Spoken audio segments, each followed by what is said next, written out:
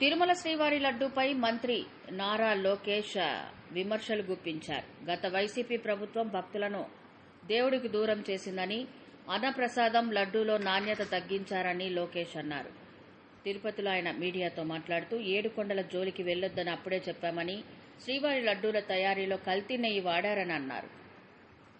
కల్తీ నెయ్యి వాడినట్లు తమ ప్రభుత్వం దగ్గర అన్ని ఆధారాలు ఉన్నాయని మంత్రి లోకేష్ స్పష్టం చేశారు. టీటీడీ పవిత్రతను దెబ్బతీసే వారిపై కఠిన చర్యలుంటాయన్నారు. కల్తీ నెయ్యికి కారణమైన ఏ ఒక్కరిని వదిలిపెట్టే ప్రసక్తే లేదని మంత్రి లోకేష్ వార్నింగ్ ఇచ్చారు.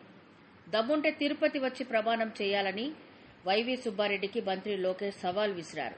వైవీ సుబ్బారెడ్డి అహంకార ధోరణితో మాట్లాడుతున్నారని, అలాగే పింక్ డైమండ్ ను రాజకీయం చేశారని అన్నారు. గత వైసీపీ ప్రభుత్వంలో చట్టాన్ని ఉల్లంఘించిన వారు నా రెడ్ బుక్ చూసి భయపడుతున్నారని మంత్రి లోకేష్ అన్నారు.